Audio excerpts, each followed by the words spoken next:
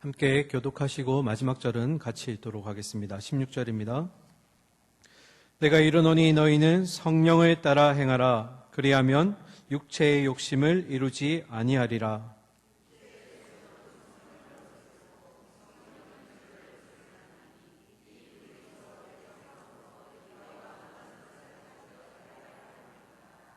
너희가 만일 성령의 인도하시는 바가 되면 율법 아래에 있지 아니하리라.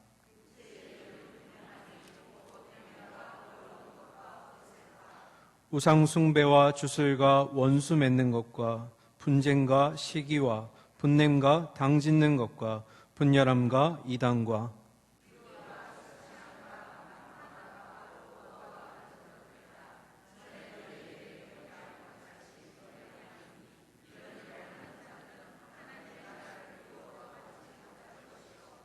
오직 성령의 열매는 사랑과 희락과 화평과 오래 참음과 자비와 양성과 충성과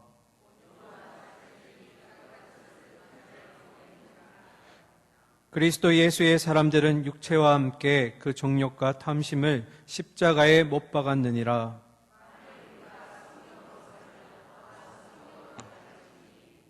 같이 읽겠습니다. 헛된 영광을 구하여 서로 노엽게 하거나 서로 투기하지 말지니라. 아멘. 할렐루야. 네. 방금 들어오기 전에 잠깐 핸드폰을 통해서 카피풀이라는 사이트에 들어갔습니다. 거기에 맨 앞쪽에 보면 한 줄 감사평을 이제 올리는 란이 있는데요. 그 한 줄에 이렇게 적혀 있었습니다. 하나님, 맑은 날씨 주셔서 예배드리러 올 수 있게 하심에 감사드립니다. 네. 참 오랜만에 해를 보는 것 같습니다. 안타깝게도 지난 며칠 동안 많은 비로 인해서 또 어려움을 겪으신 분도 계시고 또 안타깝게 목숨을 잃으신 분들의 뉴스도 접하게 되었습니다. 속히 원상복구가 되고 우리의 좀 메말랐던 마음들이 잘 치유되기를 소망합니다. 네. 자, 이 시간은 오늘 갈라디아서를 함께 보실 텐데요. 이 갈라디아서는 바울이 갈라디아 지역 교회에 있는 성도들에게 편지로서 복음을 전하는 내용입니다. 두 가지 내용이 들어가 있는데요. 첫 번째, 바울이 어떻게 해서 예수님을 만나게 되었는지 그 과정들을 아주 자세하게 쓴 자서전적인 성격이 많이 들어와 있습니다. 어떻게 다메섹 도상에서 예수님을 만났고 그리고 그 이후에 바울이 어떻게 하나님의 일꾼이 되었는지를 쭉 바울이 시간 순으로 잘 정리해 두었습니다. 그리고 또 한 가지, 이 예루살렘으로부터 온 유대인들이 이 백성들에게 그 믿음이 있으면 우리는 구원을 받을 수 있다. 하지만 믿음 가지고만은 안 돼. 하나님 주신 율법과 그리고 할례를 행하여야만 구원을 얻을 수 있어. 맞을까요? 아닐까요? 아니죠. 우리는 예수 그리스도의 보혈의 은혜로 말미암아 믿음만 있으면 구원 얻는 줄 믿습니다. 네. 그래서 바울도 동일하게 율법은 이제 하나님 예수 그리스도를 통해서 완전히 성취가 되었고 이제는 우리가 믿음 안에서 자유롭게 하나님께 나아갈 수 있게 되었다. 이것을 이제 줄여서 이신칭이라고 하는데요. 그래서 이런 내용들이 갈라디아서의 주를 이루게 됩니다. 오늘은 그 바울의 6장의 편지 내용 중에 5장 가장 중요한 내용들을 우리가 함께 보면서 은혜를 나누고자 합니다. 5장 16절 우리 본문 읽으면서 말씀 속으로 한번 들어가 보도록 하겠습니다. 16절 함께 읽겠습니다. 내가 이르노니 너희는 성령을 따라 행하라. 그리하면 육체의 욕심을 이루지 아니하리라. 아멘. 성령을 따라 풀이하면 성령의 지시를 따라서 성령의 힘을 따라서 뒤에 행하라 라는 의미는 원문으로 하면 걸어라 라는 의미가 있습니다. 그래서 문장을 합치면 성령을 따라 행하라는 것은 성령의 힘으로 걸어가라. 성령의 지시를 따라 걸어가랍니다. 그래야면 어떻게 된다고 되어 있습니까? 육체의 욕심을 이루지 않을 것이다. 다시 말하면 육체의 욕심이 굴복될 것이다. 우리가 더 이상 육체의 욕심으로부터 굴복되지 않을 것이다. 무엇을 따라가면요? 성령의 힘을 따라가면.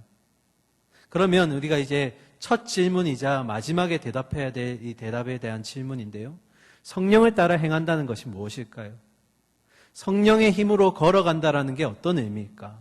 오늘 이게 우리의 주된 질문입니다. 나중에 이 답을 얻으셔서 우리의 삶 가운데 성령의 인도하심을 받기를 소망하고 축원합니다. 자, 그러면 이것은 이제 마지막에 나누도록 하고요. 우선 먼저 살펴볼 것은 그러면 육체의 욕심이라고 했는데 육체가 무엇일까? 육신이라는 것이 무엇일까? 이 성경시대 당시에 헬라 지역의 철학자들이 있었습니다. 이 철학자들은 이 육신을 뭘로 해석하냐면 몸으로 해석합니다. 이 몸은 유한하고 그리고 더러운 것으로 생각했고 반면에 영혼은 깨끗하고 그리고 무한한 것, 영원한 것으로 생각했습니다. 여기서 이제 이분법적인 사고가 나오게 됩니다. 그런 중에 육신이라는 것은 더럽고 그리고 추하고 유한하기 때문에 두 가지 방향으로 흘러가게 되는데요. 첫 번째, 더러우니까 그냥 더러운 대로 살게 두자. 욕망을 따라 살아가게 두자. 이게 뭐냐면 쾌락주의. 몸에 원하는 대로 살아간다. 이런 한쪽의 방향이 있는가 하면 이와는 반대되는 개념. 몸을 쳐서 더러운 것을 다 지워내자. 이게 바로 금욕주의. 그래서 이 두 가지 방향으로 나아가게 됩니다. 그러나 오늘 바울이 말하는 육신은 이런 이분법적인 사고도 몸에 대한 것도 아닙니다. 그러면 바울이 말하는 육신은 도대체 무엇일까? 이 육신을 만드신 분이 누구일까요? 여호와 하나님이시죠.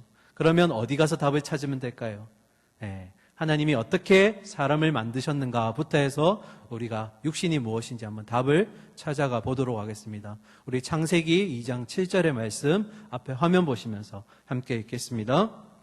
여호와 하나님이 땅에 흙으로 사람을 지으시고 생기를 그 코에 불어넣으시니 사람이 생명이 되니라. 아멘. 땅에 흙으로 빚으셨습니다. 그런데 이렇게만 하면 사람이 될까요? 안 됩니다. 뭐가 들어가야 될까요? 생기. 누가 불어넣어주신? 하나님이 불어넣어주신 생기가 있을 때 우리가 어떤 존재가 된다고요? 생령, 산 존재가 된다라는 것입니다. 하나님이 처음에 우리를 만들 때부터 생기를 통해서 하나님을 통해서 살아가는 영혼들로 만드셨다라는 겁니다. 이것을 조금 더 깊이 생각하면 우리는 결국 창조될 때부터 하나님에게 의존하고 하나님의 그 생기로 말미암아 다스림을 받는 존재들로 살아가게 되었다라는 것입니다. 그런데 한 사람이 우리의 가장 첫 사람이 죄를 범하게 됩니다. 누굴까요? 아담. 그 아담의 죄로 인해서 인류의 모든 후손들은 죄의 본성을 가지고 태어나는 모습이 나타나게 됩니다. 그래서 아담은 우리가 완벽한 존재입니까? 완전한 존재입니까? 할 때 답이 뭘까요? 완벽한 것 같기도 하고 완전한 것 같기도 하고 이 둘의 차이가 뭘까? 완벽하다라는 것은 하나님의 원창조의 계획 그대로 모습이 반영된 그 모습. 그러나 죄를 범하지는 않았지만 언제든지 죄를 범할 수 있는 가능성이 있는 상태. 이것을 바로 완벽하다라는 표현을 씁니다. 죄를 지을 가능성이 존재한다. 그래서 아담이 죄를 지었나요? 못 지었나요? 지었죠. 그러면 이 땅에 완전하다라는 것은 있을까요? 완전하다의 의미 속에는 무엇이 포함되냐면 죄를 지을 가능성이 단 1%도 없는 상태. 유일하게 누구에게만 적용할 수 있을까요? 이 땅에 오신 하나님의 아들 예수 그리스도. 그래서 아담은 완벽하게 하나님의 원창조의 모습을 가지고 있었지만 결국 죄를 범하게 됨으로써 우리 모든 인류의 후손이 죄의 그 종로를 타는 가운데 살아가게 됩니다. 그런데 하나님은 그 백성들을 그냥 놓아두시지 않으셨습니다. 측은히 여기시고 사랑하는 마음으로 이렇게 이제 해가겠다고 예언을 하십니다. 우리 구약의 말씀 한번 보실 텐데요. 그 전에 그러면 창세기 6장 3절에서 이런 죄의 본성을 따라가는 사람을 무엇이라고 부를까? 우리 창세기 6장 3절 말씀 함께 화면 보고 읽겠습니다. 여호와께서 이르시되 나의 영이 영원히 사람과 함께하지 아니하리니 이는 그들이 무엇이 되었다고요? 육신이 됨이라. 그러나 그들의 날은 120년이 되리라 하시니라. 아멘. 자, 나의 영이 함께하지 않는다. 나의 영이 떠나가서 분리되어 있는 상태를 뭐라고요? 육신, 육체. 우리의 단순한 몸을 얘기하는 것이 아니라 하나님과 분리된 상태, 하나님과 떨어진 상태를 뭐라고 부릅니까? 육신, 육체라고 부릅니다. 하나님과 떨어져 있는 상태에서 우리는 죄에 뭐 한다고요? 종노릇한다. 결국 하나님과 대적하는 상태가 되는 것입니다. 그래서 육신과 육체를 대체할 수 있는 말이 바로 죄인이라는 것입니다. 우리가 죄라고 얘기하면 대부분의 우리 사람들이 그냥 행위를 단편적으로 생각합니다. 어떤 행위를 범하였는데 그것이 하나님이 보시기에 기쁘지 않았다. 그러나 죄라는 것은 근본적인 의미에서는 바로 하나님과 분리된 상태, 하나님과 대적하는 상태, 이것을 바로 죄, 그리고 죄인이라고 부르는 겁니다. 또 다른 말로 육신이라고 부릅니다. 그런데 하나님이 그냥 두시지 않으셨습니다. 측은히 여기시고 사랑하심으로써 다음과 같이 예언을 해주십니다. 말씀을 부어주십니다. 우리 구약성경 요엘서 2장 28절의 말씀 함께 보도록 하겠습니다. 같이 읽을까요? 그 후에 내가 내 영을 만민에게 부어주리니 너희 자녀들이 장래일을 말할 것이며 너희 늙은이는 꿈을 꾸며 너희 젊은이는 이상을 볼 것이며. 아멘. 너무 잘 아는 말씀이죠. 그런데 우리가 여기서 한 가지 놓치고 가는 단어가 있습니다. 바로 만민이라는 뜻입니다. 성경책을 나중에 한번 찾아보시면 만민이라는 단어 위에 조그만한 숫자 2가 붙어 있을 겁니다. 좋은 성경, 나쁜 성경 할 것 없이 다 있습니다. 그건 이제 각주라는 의미인데요. 밑에 뜻이 나와 있습니다. 찾아보시면 만민이라는 뜻이 어떤 뜻이냐면 모든 육체, 모든 육신, 그 뜻입니다. 그러면 대입해서 한번 다시 읽어볼까요? 우리 요엘서 2장 20절 한번 다시 띄워주실까요? 네. 자, 제가 해석한 대로 같이 가보겠습니다. 그 후에 내가 하나님입니다. 하나님이 내 영, 성령을 누구에게요? 만민, 모든 육신에게, 하나님과 분리되어 있는 상태에 죽음 가운데 있는 그들에게 영을 부어주심으로써 너희 자녀들이 장래일을 말하며 늙은이가 꿈을 꾸며 젊은이는 이상을 보게 될 것이다. 이렇게 말씀해 주셨습니다. 신약으로 넘어와서 예수님도 동일한 예언을 하십니다. 한번 보실까요? 요한복음 14장 26절인데요. 이 구절은 우리 시온성가대가 한번 읽어주실까요? 같이 읽겠습니다. 시작.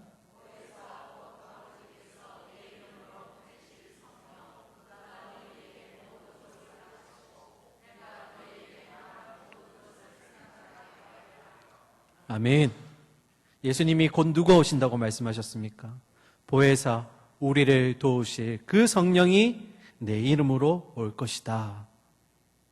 성령을 우리에게 보내주시겠다. 그런데 그 성령이 뭐 하시겠다고 말씀하셨습니까? 26절 마지막에 너희에게 말한 모든 것을 생각나게 할 것이다. 성령님이 오시면 우리에게 주신 말씀을 어떤 의미인지 가르쳐 주시고 해석해 주십니다. 우리가 말씀을 읽을 때 내 생각과 내 의지로 이 말씀이 해석되지 않습니다. 누구의 도움이 필요할까요? 성령 하나님. 거기에는 나의 직분도, 나의 신앙의 연수도, 나의 경제적인 어떤 그런 위치와 이런 것들이 통하지 않습니다. 성경 말씀이 나에게 깨달음을 주려면 오직 한 분, 성령이 우리에게 임하심으로써 이 말씀이 깨우쳐진다라는 것입니다. 그러면 이 우리에게 부어주시겠다고 하는 성령님, 그 성령님의 가장 근본적인 역할은 무엇일까? 우리 말씀을 한번 보도록 하겠습니다. 요한복음 15장 26절입니다. 함께 읽겠습니다. 내가 아버지께로부터 너희에게 보낼 보혜사 곧 아버지께로부터 나오시는 진리의 성령이 오실 때에 그가 나를 뭐 하신다고요? 증언하실 것이다. 여기서 나는 예수님입니다. 예수님이 십자가를 지시기 전에 이렇게 말씀하신 겁니다. 그가 오시면 나를 증언할 것이다. 성령님의 가장 근본적인 역할이 무엇입니까? 바로 예수 그리스도를 증언하는 것입니다. 한 구절 더 보실까요?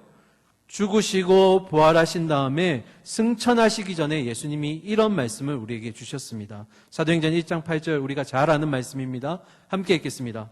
오직 성령이 너희에게 임하시면 권능을 받고 예루살렘과 온 유대와 사마리아와 땅끝까지 이르러 나의 증인이 되리라 하시니라. 아멘. 우리는 이 구절을 참 많이 봤습니다. 그런데 주로 선교적으로 사용될 때만 많이 봤습니다. 증인이 되어서 자꾸 나가야 된다. 그런데 여기서 키포인트는 뭡니까? 중요한 내용은 성령이 너에게 임하시면 그 권능으로 무엇이 된다고요? 내 증인이 되리라. 여기서 나는 누굽니까? 예수님. 성령이 임하심으로써 가장 주된 역할은 다름 아닌 예수 그리스도를 증인으로, 증거로 이 말을 해주신다라는 겁니다.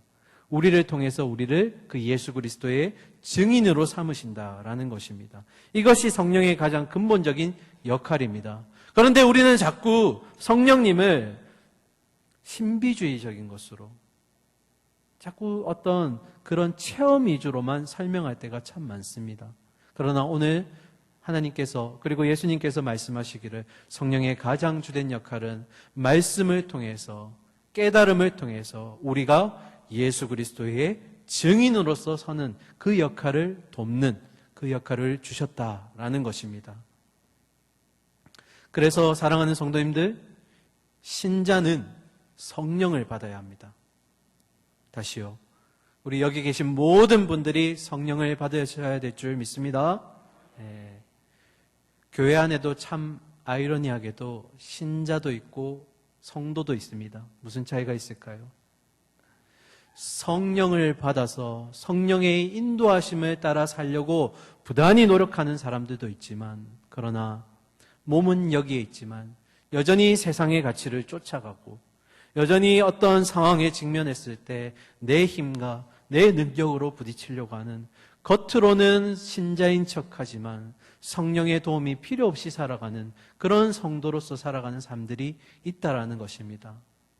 부디 신자가 되기를 소망합니다. 성령을 받으시고 그 가운데 예수님의 복음을 전하는, 예수님의 살아계심을 전하는 그 증인의 역할을 감당하시기를 축원합니다. 17절 계속 보도록 하겠습니다. 함께 읽으실까요? 육체의 소욕은 성령을 거스르고 성령은 육체를 거스르나니 이 둘이 서로 대적함으로 너희가 원하는 것을 하지 못하게 하려 함이니라. 아멘. 잠깐 우리 복습해 볼까요? 첫 사람이었던, 완벽했던 그 아담이 결국 죄로 인해서 무너지게 됩니다. 산영이었던 그가 육신을 따라가기 시작합니다. 그런데 하나님이 그를 그냥 두지 않으셨습니다. 그의 후손들을 어떻게 해요? 다시금 그 생명을 부어주심으로써 우리를 살리시겠다고 말씀하셨습니다. 그런데 우리가 이전까지는 별 문제 없이 살아왔었는데 옛 주인, 세상의 그 육신의 소욕을 따라 사는 삶이 그냥 우리의 일상적인 삶이었는데 예수를 믿고 나니까 새로운 주인이 우리 안으로 들어오게 되는 겁니다. 성령을 받게 되고 예수님이 우리 안에 거하심으로써 우리 안에 공존할 수 없는 두 영역이 생겨납니다. 바로 육신의 소욕과 예수 그리스도를 통한 성령. 공존할 수 있다고 돼 있나요? 없다고 돼 있나요?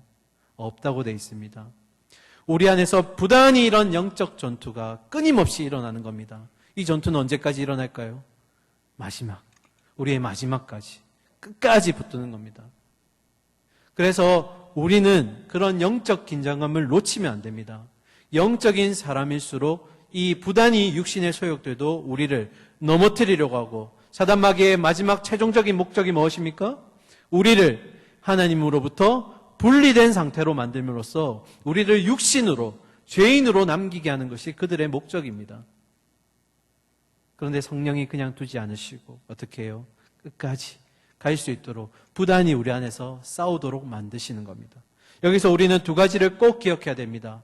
무엇을 기억해야 할까? 첫 번째, 성령의 사람이라 할지라도 육신의 소욕으로부터 자유로울 수 없다라는 것입니다.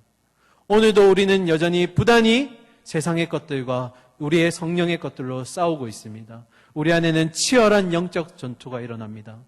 그런데 신약 성경의 3분의 1을 기록했고 또 이 갈라디아 지역에 편지를 쓴 이방인의 사도로 택함 받은 바울조차도 자신이 육신의 소욕으로부터 자유하지 못하다는 것을 로마서에서 고백하고 있습니다. 우리 그 본문 한번 보실까요? 로마서 7장 21절부터 24절까지입니다. 제가 한번 읽어드리겠습니다. 그러므로 내가 한 법을 깨달았노니 곧 선을 행하기 원하는 나에게 악이 함께 있는 것이로다. 내 속사람으로는 하나님의 법을 즐거워하되 내 지체 속에서 한 다른 법이 내 마음의 법과 싸워 내 지체 속에 있는 죄의 법으로 나를 사로잡는 것을 보는도다. 24절 같이 읽겠습니다.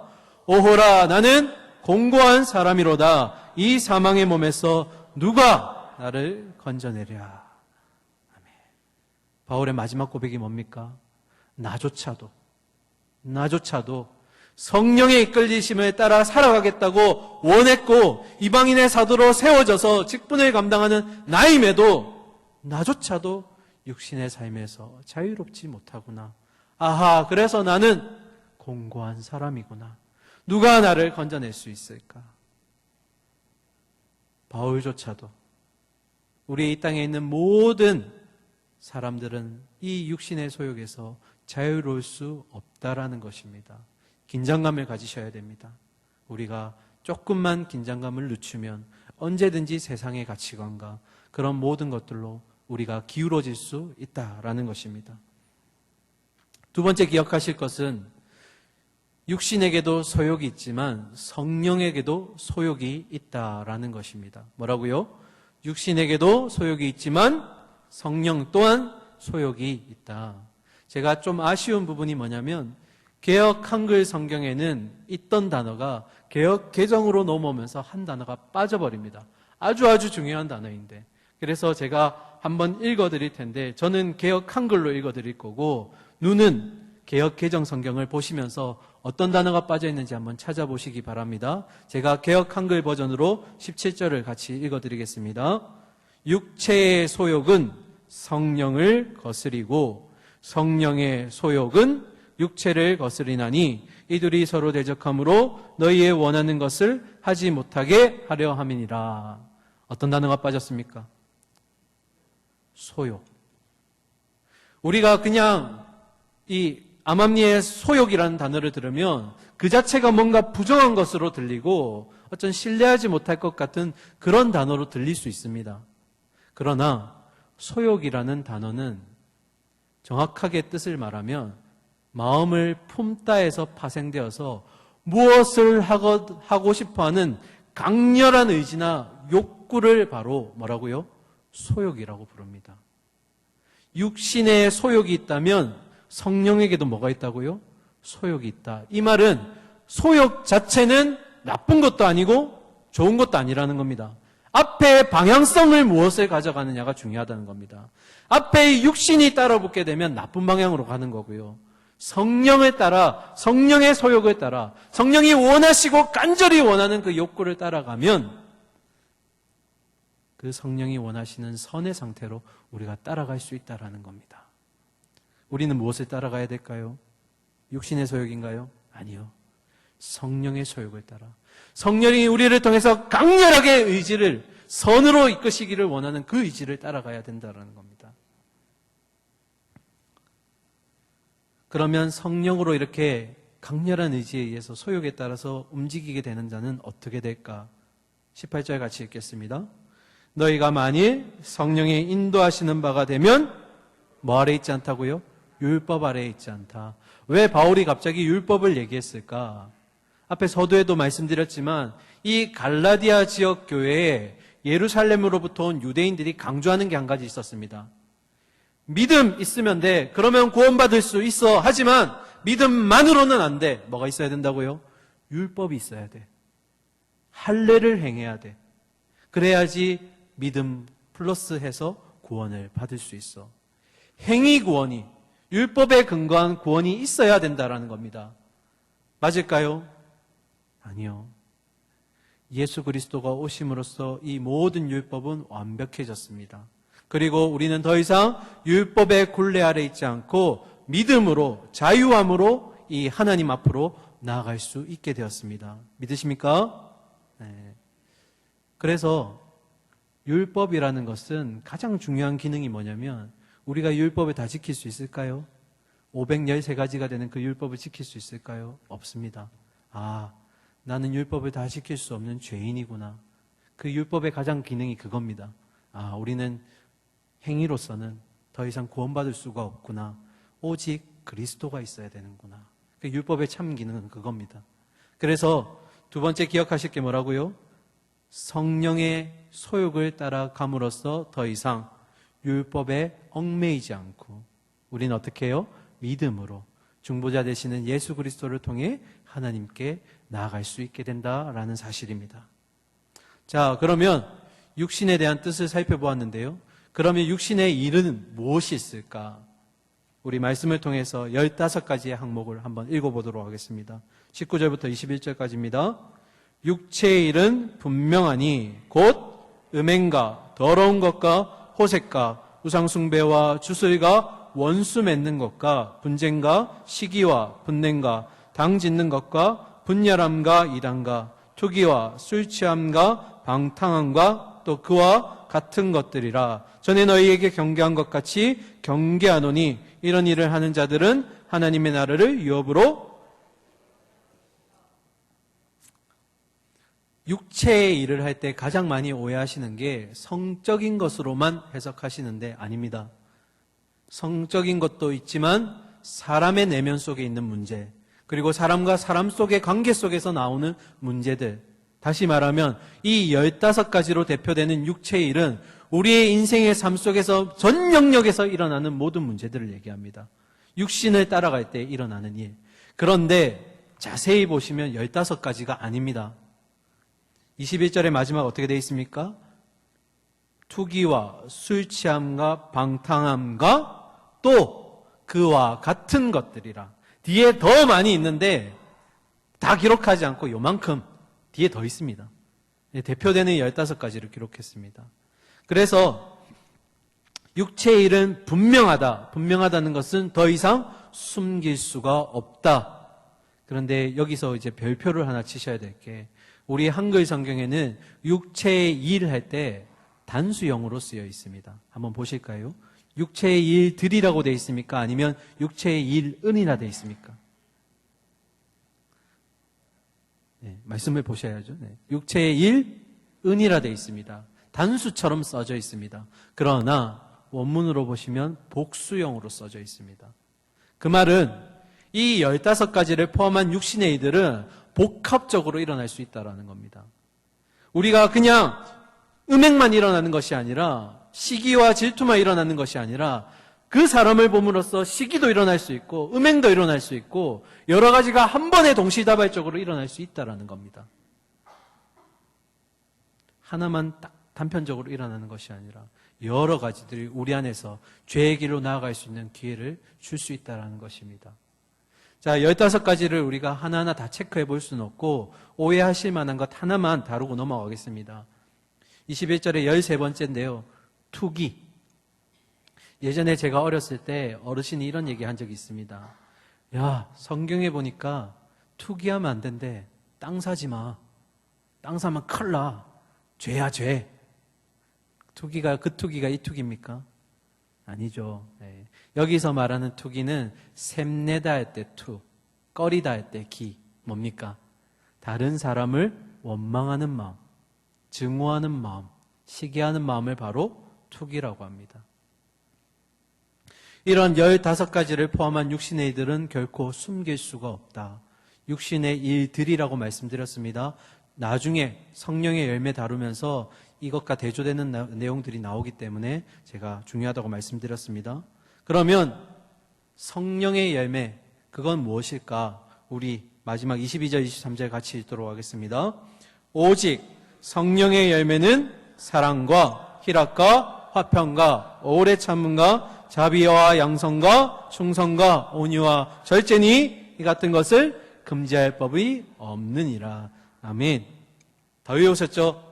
외우시고 계시죠? 자, 저를 한번 보시면서 9가지 외워볼까요? 오직 성령의 열매는 사랑과 희락과 화평과 오래 참음과 자비와 양성과 충성과 온유와 절제. 예전에 제가 중학교 때 수련회 가서 이거 못 외우면 밥을 안 주더라고요. 예, 다 외울 때까지는 줄 서지 마. 예, 그런데 그만큼 중요합니다. 우리의 삶 가운데서 나타나야 되는 모습입니다. 9가지를 다 다룰 수는 없고요. 중요한 단어 한 단어만 다루겠습니다. 온유라는 단어입니다. 온유가 무엇일까요?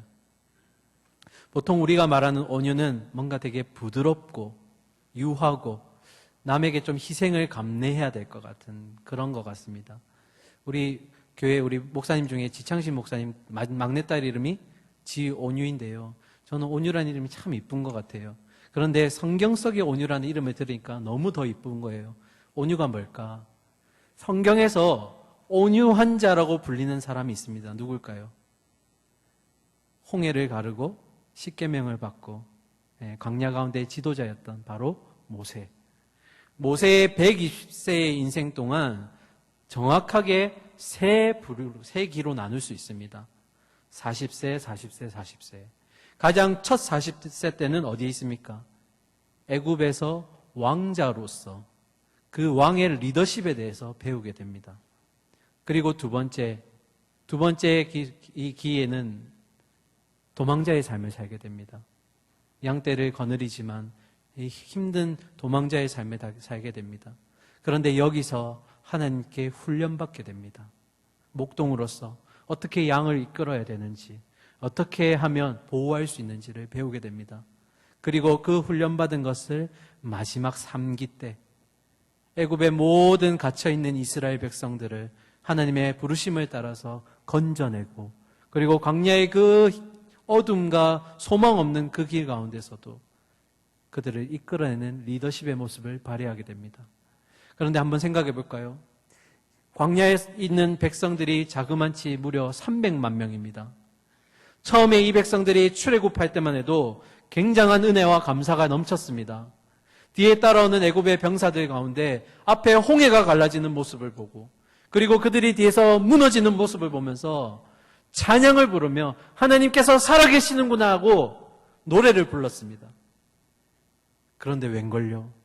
광야에 탁 들어서자마자 대적이 등장하고 먹을 것이 사라지고 마실 것이 없어지니까 뭐라고 합니까? 아니 모세 당신 왜 우리를 여기로 데리고 와가지고 우리가 이렇게 목마름 가운데 있게 하고 우리를 이렇게 배고픔 가운데 있게 하고 우리를 죽이려고 여기를 데리고 왔느냐? 차라리 거기에서 종살이하는 게 나을 뻔했다. 한 사람만 불평하면 총 몇 마디가 될까요? 300만 마디가 모세의 귀에 막 쏟아져 오는 겁니다. 그런데 모세가 이에 대응할까요? 대응하지 않을까요? 대응하지 않습니다. 이 모든 불평불만을 가지고 누구에게로 나갑니까? 하나님에게로 나갑니다. 하나님, 이 백성들이 배고프다고 합니다.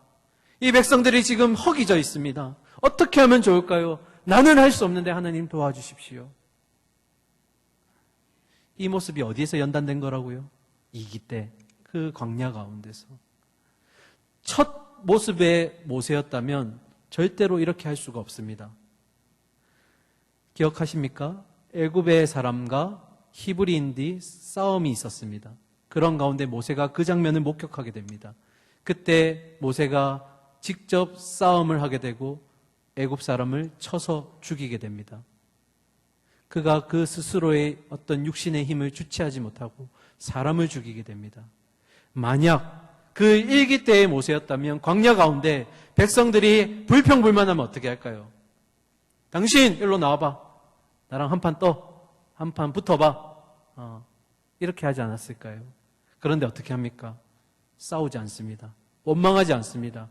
모든 불평과 월만들을 가지고 하나님 앞에 무릎 꿇고 나갑니다. 하나님 어떻게 하면 좋을까요? 이 백성 하나님께서 부르셨으니 해결하여 주십시오. 그래서 온유란 뜻이 무엇이냐면 자기 자신이 연단받아서 스스로를 통제할 수 있는 상태를 얘기합니다. 단순히 부드럽고 유한 게 아니라 내가 하나님의 훈련을 통해 연단받음으로써 내 스스로를 통제할 수 있는, 중심을 잡을 수 있는 그런 상태를 바로 온유라고 부릅니다. 우리 여기 계신 모든 성도님들이 온유하기를 소망합니다. 하나님께 연단받으심으로써 화를 낼 수 있지만, 시기와 질투할 수 있지만, 그러나 하나님 중심을 지키겠습니다. 온유하겠습니다. 이런 모습이 있기를 소망합니다. 자, 이제 마지막, 우리가 처음 던진 질문이 있었습니다. 이제 답을 할까 하는데요. 성령을 따라 살아간다. 성령의 힘으로 걸어간다. 이게 무슨 의미일까? 방금 읽으셨던 성령의 열매를 얘기할 때 22절입니다. 오직 성령의 열매는이라고 되어 있습니다. 이건 단수일까요? 복수일까요? 복수일 것 같습니까? 단수입니다. 아니 목사님 뒤에는 9가지인데요. 이게 왜 복수가 아니고 단수일까요? 성령의 열매는 하나입니다. 왜 그럴까? 바울이 고린도전서 15장 23절에서 이렇게 고백합니다. 우리 모든 신자들이 나중에 부활을 경험하게 될 것인데 그때 가장 부활의 첫 열매가 바로 예수 그리스도다. 그리고 성령님이 이 땅에 우리에게 임하심으로써, 육신된 우리 가운데 임하심으로써 가장 먼저 주된 역할을 하시는 게 뭐라고요? 그리스도 예수를 알게 하고 깨닫게 한다라는 겁니다. 그러면 우리에게 주어지는 성령의 열매는 무엇입니까? 그건 다름 아닌 예수님을 본받고 예수님의 성품을 담는 것입니다. 그래서 빌립보서 2장 5절에 이렇게 기록되어 있습니다. 함께 읽으실까요? 너희 안에 이 마음을 품으라 곧 그리스도 예수의 마음이니. 할렐루야. 우리에게 임하는 성령의 열매는 단 한 가지. 뭐라고요? 예수님을 닮고 예수님의 성품을 본받는 것. 그럴 때 나타나는 9가지 양상이 바로 이 뒤에 있는 현상들이라는 겁니다. 뒤에가 9가지 열매가 아니라 한 가지 열매를 맺음으로써, 우리가 예수님을 닮음으로써, 그 순종의 훈련을 행함으로써 우리 안에 이런 9가지의 현상들이 나타나게 된다라는 겁니다. 저는 이 구절이 너무 은혜가 되었어요. 왜 그럴까? 김지현이라는 사람이 어떻게 사랑을 행할 수 있을까? 어떻게 화평할 수 있을까? 오래 참을 수 있을까? 저는 안 돼요. 그런데 은혜로 예수님을 닮음으로써, 성령이 내 안에 거하심으로써 나는 할 수 없지만 예수님을 통해 이 열매를 맺어감으로써 이런 9가지의 모습이 나타날 수 있구나. 야, 나는 할 수 없는데, 나는 육신을 쫓아가는 공고한 사람인데 어떻게 내가 열매를 맺을 수 있을까? 그 답은 뭐라고요? 오직 예수 그리스도.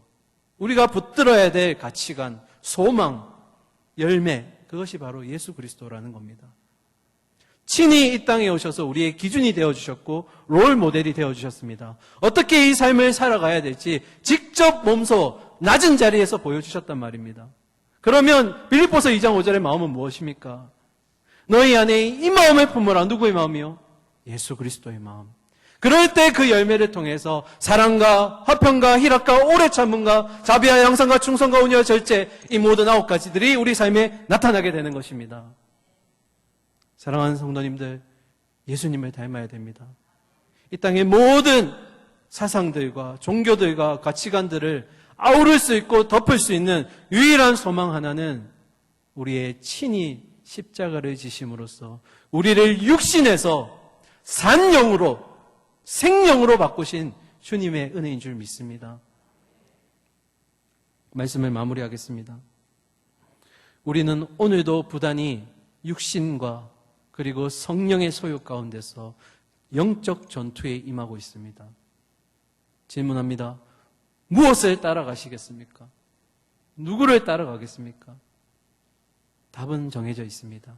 신자는 성령을 따라가야 됩니다. 그런데 성령을 따르기 위해서 누가 필요한 겁니까? 예수 그리스도.